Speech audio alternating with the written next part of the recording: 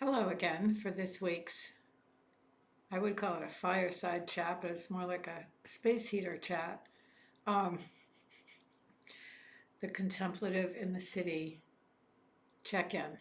I just wanted to finish up. I've been talking a lot about Father Donald Haggerty. I just ordered all his books on contemplation, but about his book Conversion, which I've talked about a bit the last couple of weeks. But I finished it, and one of the things he says is that people who are serious about prayer and who often go to daily mass, for example, are somehow, he doesn't exactly use these words. He kind of says they're usually not that successful in their, they're not, it doesn't mean they're losers, of course, but they're not, for whatever reason, sort of like, top in their field or something like that. And I laughed. I think there's something to that. But anyway, I just want to read this one paragraph at the end because, again, I identified so much. If a person has undergone a serious spiritual conversion and is ready to offer all in life to God's choice, it should not be surprising that God takes that life into a greater solitude with Himself. The common thought that being alone is a sign of misfortune gives way to the realization of an immense blessing in belonging only to God. The solitude in question is not just the disciplined provision of times set aside for prayer and for solitary endeavors. In this case, it is a realm of solitude in the actual life itself, at the core and depth of our being. The soul perceives that it has made a kind of espousal with solitude. Here we are, bride of Christ, because aloneness is necessary for a deep companionship with God. This realization does not mean that we are without friendship, even the friendship of marriage, but offering ourselves wholly to God radically alters our soul's personal relations with God. So, yeah, I mean, all roads point, uh, in a way, all roads point to the monstrance, to the Eucharist. I have this vision. Oh, you can see it over here. I have this vision board, which it would be another whole subject, which, as a dyed-in-the-wool New Englander, is just the lamest thought on earth. But for a variety of reasons, I have a vision board. I've had a couple of them, and whatever you want to call it. It's just fun to cut out pictures and paste them on. But anyway, this particular one, that sort of had Connemara in it, where I went last summer, and Bruges, where I'd always wanted to go, and lo and behold, I went to Bruges. But in the very center of it is a monstrance, is the Eucharist, and I'm pretty sure I cut out that picture. I'm pretty sure it was the very first thing I put on. It's smack in the middle of it. And I have been led partly just my life, my not lifelong, but decades. Well, I guess it is lifelong, but decades in the church. And Father Haggerty talks about this a lot, a daily holy hour, if you're really serious. And so, an adoration, and or I mean, whether it's exposition, actual exposition, or sitting before the tabernacle, before the Blessed Sacrament, um, has somehow, I could write a whole book about that. Maybe I will. This long, it's so obvious, and yet, why does it take so long for some of us to get literally right in front of it for, say, an hour a day? I've been thinking of, I'm haunted by this line. This is from a letter, an 1878 letter from Emily Dickinson, one of the world's great poets, again from my own native New England, Amherst, Massachusetts. But she wrote this in a letter to a friend. She said, "The crucifix requires no glove." In other words,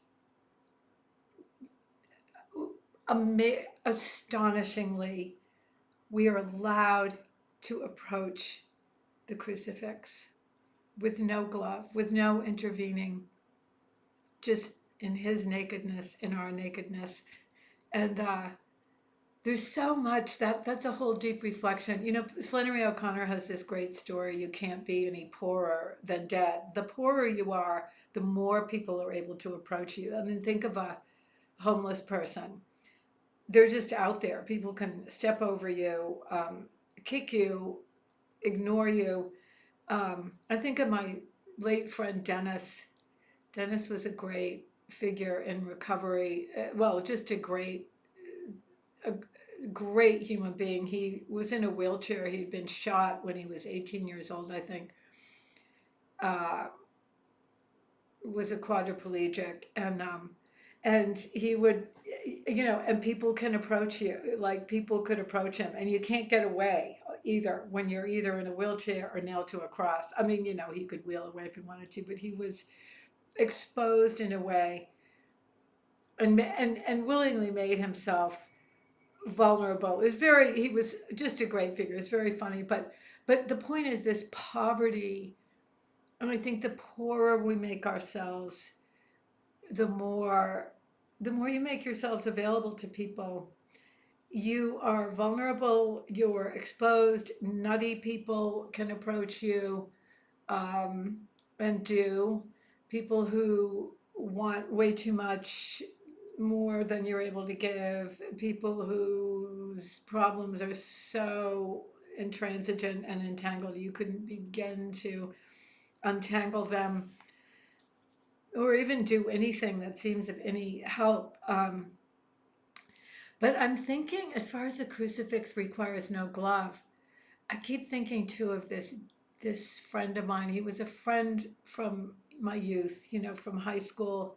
His name was Michael, and really, yeah, there was something about his spirit or his soul. He was, you know, had one foot in this world and one foot in another world, and he and I hitchhiked all over the place. We used to hitchhike. We hitchhiked quite a few times from New Hampshire down to Nashville because we loved old time country western, and we'd go to Tootsie's Orchid Lounge. This was in the old days, like Lower Broad. The Grand Ole Opry was still there. The old one, Ryman Auditorium, and uh, and then we both were just total alcoholics, and he ended up marrying the love of his life, which was a beautiful thing. He had 3 kids, but he died. He, you know, I got sober and he kept drinking, and he died when I think he was 44 of cirrhosis. And when he was dying, he was in York, Maine, this hospital in York, Maine. I was in LA, and he meant so much to me that I flew back.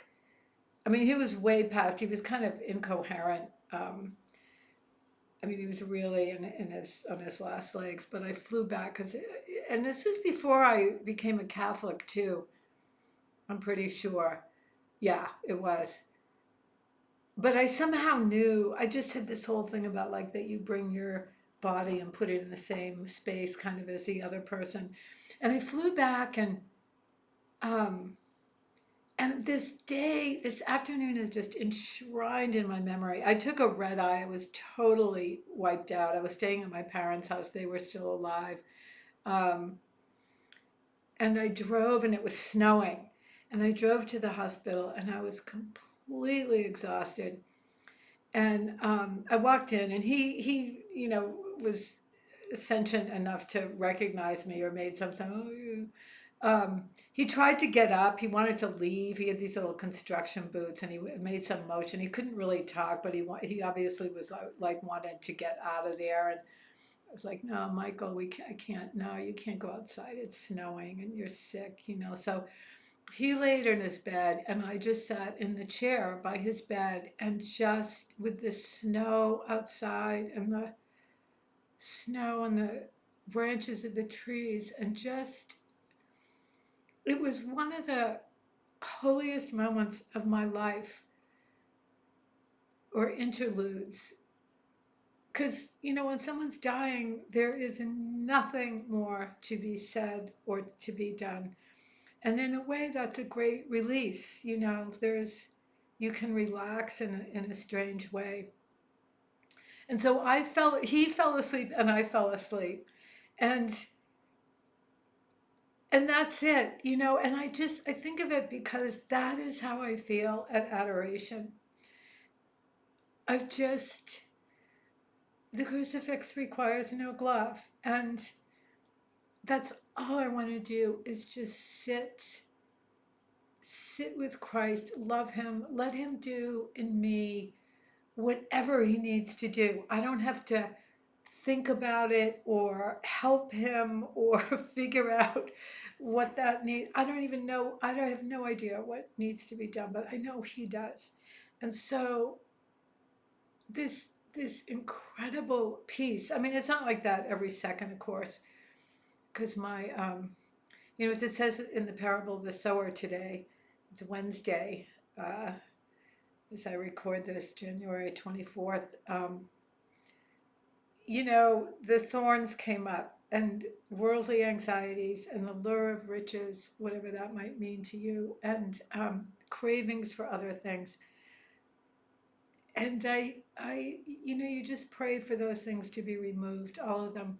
So you can't be any poorer than dead. And we have a Savior who is nailed to a cross in agony until the end of time.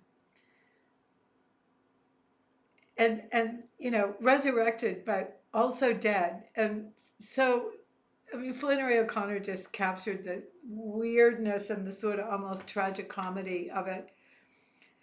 But anyway, so yeah, I think if your life, it's a great gift of my life that it is, even though I always feel like there aren't enough hours in the day in one sense, but still, can I make that the most important thing and order everything else around it? And so that's kind of what's on my mind and my plate this week. The crucifix requires no glove. Anyway, somebody asked me, I like to do a book, and someone said, "Oh, why don't you, will you do a tour of your bookshelf?" And that would take like years. But I'm going to do this it's going to like literally randomly grab some books and just like quickly go through them. I did not, prearrange that. So I'm just going to go. Okay, I'm just grabbing these books for whatever it's worth. I don't know if it's worth anything. Maybe this is kind of dumb. But anyway, okay, The Simplicity of Love. I haven't read this yet. It's a biography of Marguerite Chevignard, nickname Geet, sister of St. Elizabeth of the Trinity by Jennifer Moorcroft. St. Elizabeth of the Trinity was a somewhat of a contemporary of St. Therese of Lisieux, and also died young, also kind of mystic type.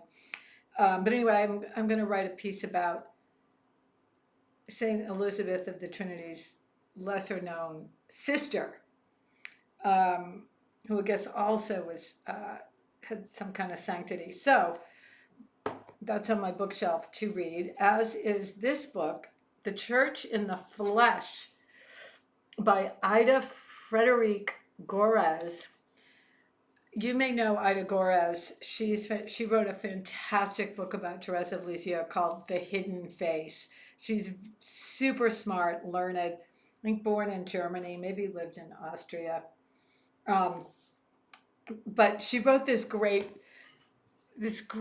book about kind of the psycho-spirituality of St. Therese of Lisieux. And she starts out, she's kind of acerbic, not sarcastic, but it's kind of like, oh, please, who has not read the story of a soul and thought, am I missing something? Who's not been, in other words, she's kind of turned off by this so-called simplicity and the treacling, but then she gets into St. Therese of Lisieux and becomes a total acolyte. But just a really, really great, probably the best biography I know, not that I'm any scholar, on St. Therese of Lisieux. So this Ida Gores, it turns out, has written a ton more. I'm going to write about her for both her and the Sister of St. Elizabeth of the Trinity for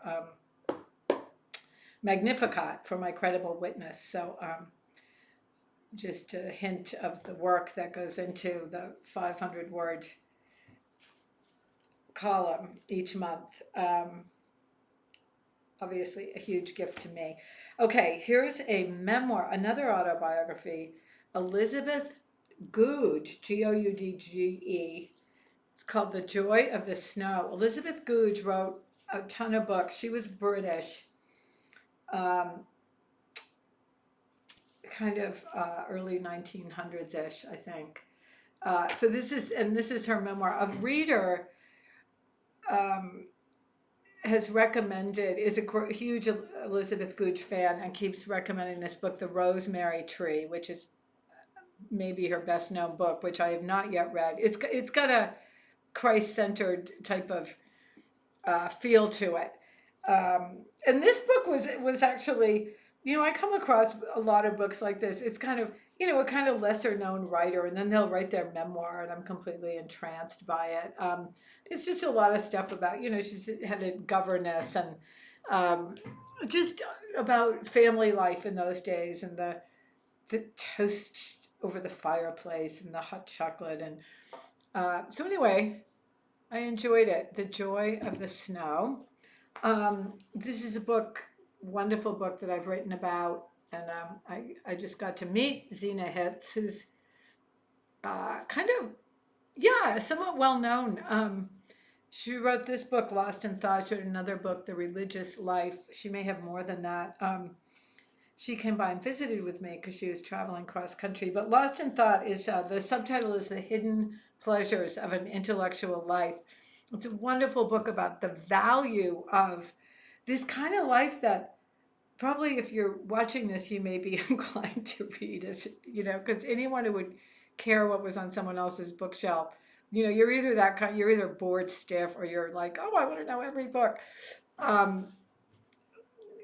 Yeah, this life of reading and of pondering and of puzzling things out. And as she so beautifully points out in Lost in Thought, this can be a cab driver. It can be a first grade teacher. I mean, this is not you don't have to be a scholar or an academic, but there is this kind of silent group of people in the world who, when left to their own devices, will always close the door and open a book. And she talks about the profound value of that, learning for learning's sake, not to make money, not to further your career, not to be excellent in the world's way. So I wrote a column on the book Lost in Thought for Angelus. Okay, just two more. The Way of a Pilgrim, of course. These are spiritual classics. The Way of a Pilgrim and The Pilgrim Continues on His Way, translated from the Russian by R.M. French, a classic of Russian spirituality, portrays the traditions and interior life of Eastern Orthodox spirituality. It's a guy who puts like a bag of salt and a loaf of black bread and the scripture, the gospels in his pack, and walks for hundreds and hundreds and hundreds of miles visiting monasteries and hermitages and things like that. I think it's anonymous, The Way of a Pilgrim, although I may be thinking of The Cloud of Unknowing. But and this is the book that immortalizes the Jesus prayer: Lord Jesus Christ, Son of the living God, have mercy on me, a sinner. That we may know from Franny and Zooey. But anyway, yeah, that's a classic. I haven't read it in a long time, but that was a book I got early on. And then last is Stranick by Catherine de Heck Doherty, founder of Madonna House in Combermere, Ontario, a place where I have been and have a couple friends. Stranick is a Russian word for pilgrimage, the call to pilgrimage for Western man. So this is another book about pilgrimage. Oh, I see I have a Xerox in here. the Lord only knows what, some deep epiphany at one point. Um, Following the Pilgrim Christ, from refugee to pilgrim, the soles of my feet were bloody. Oh, this is a book where she talks about, when you're a pilgrim, you go with bare feet. And when you walk into the rocky hearts of your fellow man, your feet get bloody. So, once again, the crucifix requires no glove, nor feet that are shod. And you get kind of bloody yourself along the way. Anyway, that is enough. And I am going to the Holy Sacrifice of the Mass at 5:15 tonight. And I'm going to, at the Newman Center, preceded by evening prayer. And that will be preceded by my holy hour, because they have a little Blessed Sacrament chapel there, for which I'm very, very grateful. Maybe I'll learn to be more tolerant and more patient. I doubt it, but it could happen, because we worship the God of surprises. Okay, take good care. God bless you.